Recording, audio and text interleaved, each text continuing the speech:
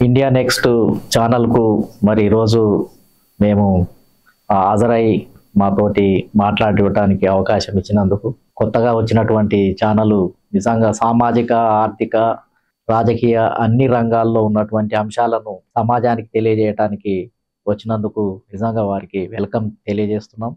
ఈరోజు VGR Naragoni political justice front chairman, అదేవిధంగా రాజ్యాధికార పార్టీ చైర్మన్. ఏదైతే నిన్న సుప్రీంకోర్టు ధర్మాసనం ఇచ్చినటువంటి తీర్పు ఏదైతే ఉందో ఉపకులాలకు సంబంధించి, ముఖ్యంగా ఎస్సీలలో ఉన్నటువంటి ఉపకులాలకు సంబంధించిన సమస్య ఎన్నో సంవత్సరాలుగా మరి ఇది నానుతూ ఉంది.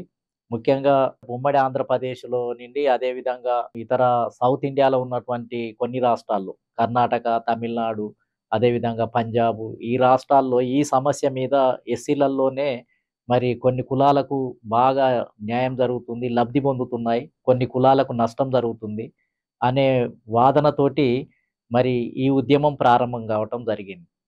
గతంలో కూడా ఈ విషయం పైన హైకోర్టుకు కానీ సుప్రీంకోర్టుకు కూడా వెళ్ళటం జరిగింది. కానీ వేరే వేరే అంశాలను పరిగణలోకి తీసుకోవటం వల్ల అప్పుడు ఇది ఉపకులాల వర్గీకరణ అనేది సాధ్యం కాదు అని చెప్పి తీర్పులు రావటం జరిగింది. కానీ అనేక కమిషన్లు, ముఖ్యంగా ఏంటంటే కాంగ్రెస్ గవర్నమెంట్ ఉన్నప్పటి నుంచి బీజేపీ గవర్నమెంట్ ఉన్నప్పటి వరకు కూడా అనేక కమిషన్లు కూడా ఏం తెలియజేశాయి అని అంటే ఉపకులాల వర్గీకరణ జరగాల్సిందే. ఈ ఎస్సీలలో ఉన్నటువంటి 1500 కులాలు ఏవైతే ఉన్నాయో ఈ కులాల్లో కొన్ని బాగా విద్యాపరంగా, అదేవిధంగా కొంత ఆర్థిక పరంగా ఎక్కువ స్థాయి కలిగినటువంటి వాళ్ళే ఈ రిజర్వేషన్ ఫలాలను సొంతం చేసుకొని వాళ్ళు అనుభవిస్తున్నారు. కొన్ని కులాలు పేరుకు మాత్రమే జాబితాలో ఉన్నాయి. కానీ ఆ జాబితాలో ఉన్నటువంటి కొన్ని ఎస్సీ కులాలకు ఈ ఉద్యోగాలు కానీ లేకపోతే విద్యారంగంలో లభించినటువంటి సీట్లు కానీ వాళ్ళకు లభించటం లేదు అని చాలా కమిషన్లు స్పష్టం చేశారు. అంటే ఎస్సీలలో ఉన్నటువంటి అన్ని కులాలు దాదాపు 1500 కులాల్లో కొన్ని కులాలు మాత్రమే ఈ విద్యాపరంగా, ఉద్యోగపరంగా వస్తున్నటువంటి వాటిని ఫలాలను లబ్ధి పొంది లాభపడుతున్నాయి అనే దాన్ని కమిషన్లు కూడా నిర్ధారించడం జరిగింది. కాకపోతే వచ్చిన సమస్య ఏంటిది అనంటే అసలు ఈ వర్గీకరణ ఎస్సీ కులాలలో వర్గీకరణ చేయటానికి అవకాశం ఉందా? అసలు రాజ్యాంగపరంగా ఇది చేయవచ్చా? అసలు రాజ్యాంగపరంగా ఈ వర్గీకరణ చేస్తే అది ఉల్లంఘన అవుతుందా? అనే విషయాల మీదనే దీర్ఘకాలము దీని మీద చర్చ జరుగుతూ వచ్చింది.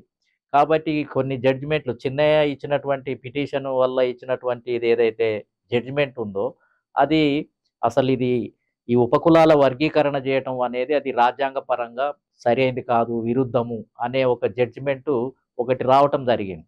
కానీ తర్వాత కాలంలో వివిధ రాష్ట్రాల్లో, ముఖ్యంగా ఉమ్మడి తెలుగు రాష్ట్రాల్లో, ముఖ్యంగా తెలుగుదేశం ప్రభుత్వం మొదటిసారిగా ఇక్కడ ఉన్నటువంటి మాదిగలకు అనుకూలంగా ఒక వర్గీకరణ బిల్లును అసెంబ్లీలో ప్రవేశపెట్టడం జరిగింది.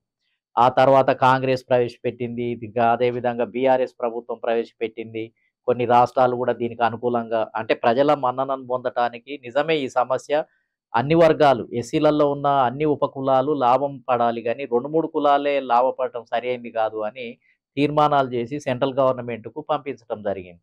కానీ సెంట్రల్ గవర్నమెంట్ దీని మీద క్లారిటీ తీసుకొని దీనికి సంబంధించినటువంటి అన్ని ఏదన్నా చేయటానికి ప్రయత్నం చేసినప్పుడు సుప్రీం కోర్టులు కొన్ని రకాలైనటువంటి జడ్జిమెంట్లు ఇవ్వటం జరిగింది.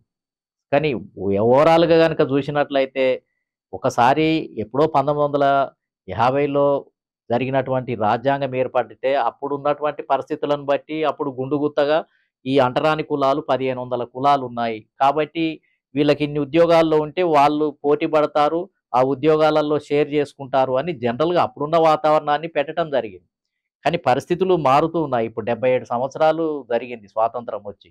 మారినప్పుడు ఏ ఉద్దేశంతోటైతే అన్ని కులాలు లాభపడాలి అని ఏ ఉద్దేశంతోటైతే పెట్టడం జరిగిందో మరి దాంట్లో కొన్ని కులాలే లబ్ధి పొంది మిగిలిన మెజారిటీ కులాలకు అసలు ఈ ఫలాలు, రిజర్వేషన్ ఫలాలు అందటం లేదని కమిషన్లు నిర్ధారించినప్పుడు దానికి సంబంధించినటువంటి చేర్పులు, మార్పులు చేయటము అది రాజ్యాంగ విరుద్ధం ఏమి కాదు. ఎందుకంటే రాజ్యాంగం ఉన్నదే ప్రజలకు జస్టిస్, న్యాయం కలుగజేయటానికి, సమానత్వాన్ని కలుగజేయటానికి ఏర్పాటు చేసినటువంటిది.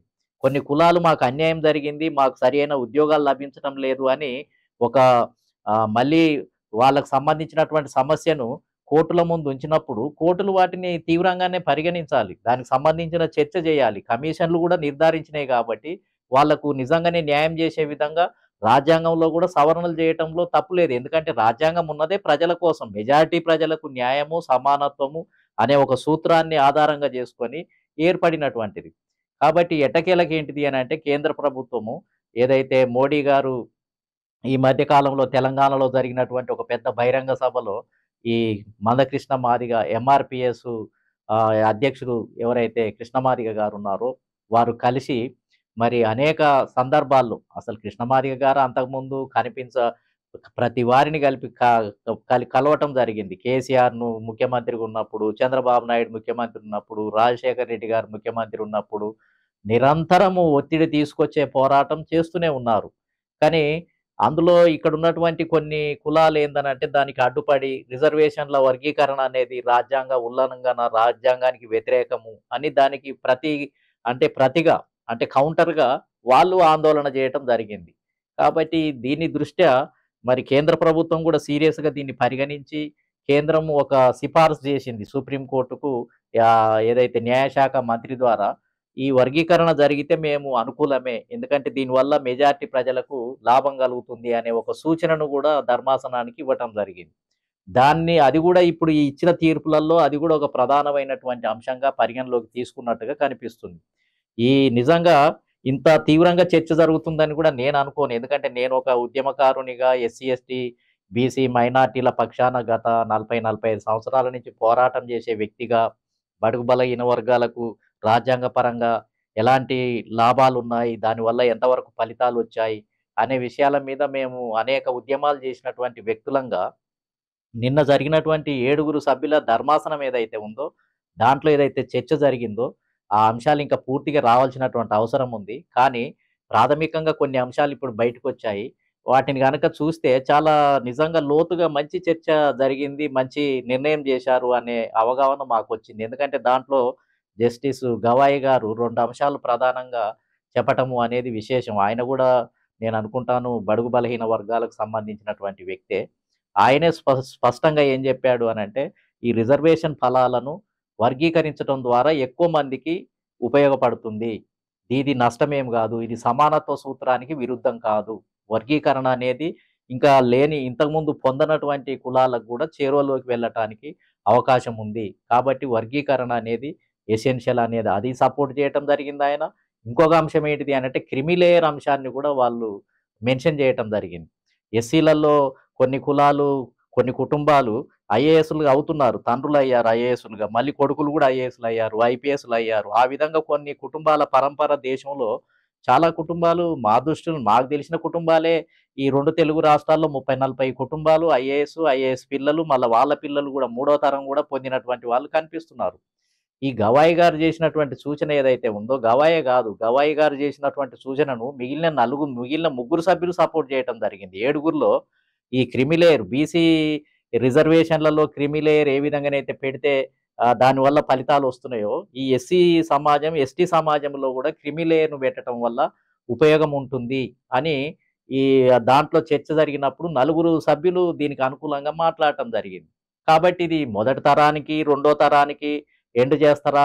లేకపోతే మొదటి తరం పొందిన తర్వాత అది మినహాయింపు చేస్తారా అనేది అది ప్రభుత్వము, కోర్టు నిర్ణయించాలి సంపూర్ణంగా. కానీ మొత్తానికి ఏంటిది అనంటే, ఈ క్రిమిలేయర్ అంశాన్ని అయితే ఖచ్చితంగా రిజర్వేషన్ సిస్టమ్‌లో పెట్టటం వల్ల అది కింది స్థాయి వర్గాలకు గూడా తర్వాత అది దిగటానికి అవకాశం ఉంది. గ్రామీణ ప్రాంతంలో ఇప్పటికీ ఎస్సీలలో అసలు చాలామంది పోటీ పడలేరు. అర్బన్ ప్రాంతంలో ఉన్న ఎస్సీలతోటి గ్రామీణ ప్రాంతంలో ఉన్న ఎస్సీలు మాలలు గాని, మాదిగలు గాని వీళ్ళు పోటీ పడే పరిస్థితుల్లో లేరు.